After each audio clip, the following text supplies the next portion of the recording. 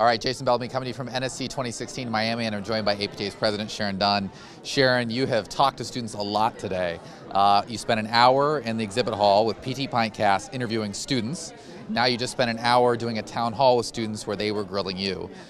So first of all, a lot of student chatter, a lot of engagement. That doesn't even include all the in-between session stuff, all those personal conversations. What's your overall theme for the day from the student engagement you've had? My overall theme for the day on student engagement is they are knowledgeable. They know what APTA is doing for them. They're very concerned about healthcare reform and where they're going to fit on the back end, and they're asking questions about that.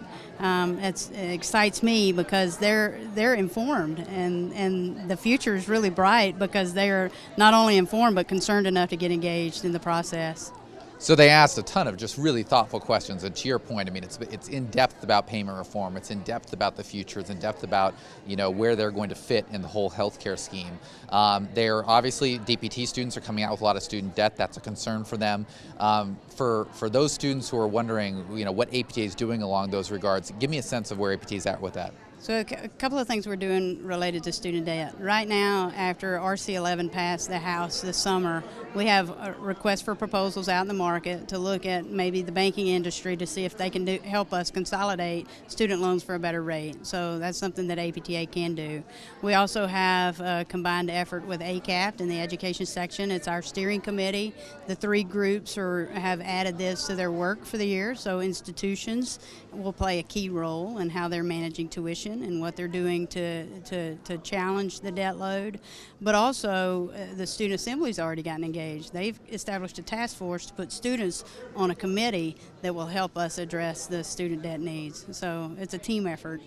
So one of the things that came up several times is this idea of really where physical therapy practice is going, and toward the end of the town hall you got a question about Dentistry Model and sort of the pros and cons of sort of being more independent, and you answered that question, but then you also talked about how dentistry had to shift. And so take me to that part of the conversation, because I thought that was really key for people to think about, not just the benefits of being your own channel, but what they've had to do to maintain business in that channel. Yeah, the dentistry model is something that's very intriguing to me because people go to their dentist, but the dentistry model had to change, and they were an advocate for adding fluoride to toothpaste, which reduced the demand because there were fewer cavities. So the whole profession had to shift at looking at other opportunities, other business opportunities related to oral health and prevention and in cosmetics. So I made it clear to the students that to be a great profession, we have to respond to the public's needs.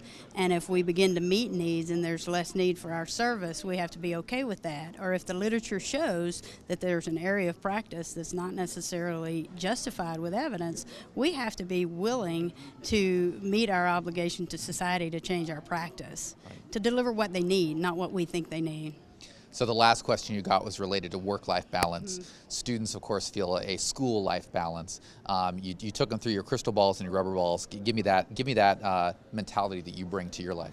So the balance that I find is that I know I'm juggling. Everybody who's a professional juggles, and I have to know in my spirit what my crystal balls are so that I keep them in the air, and knowing what the rubber balls are. So I told them, for me, my crystal balls that I have to keep in the air are my faith, family, and friends. Busyness, and I told them being a straight A student is a rubber ball that can certainly bounce, but to keep those things that they hold dear, that if they lost in their life would really be a crisis for them, to keep those things in the air and juggle smart. So engagement, one of the great things about APTA, NSC and CSM and NEXT and all those things, is a chance to rub your shoulders with Sharon Dunn and talk to her about the things she does and ask questions and look to the future. So thank you for the time you give to students. Thank you. And you can watch other videos from NSC on the NSC website. I'm Jason Bellamy, and I'll catch you later.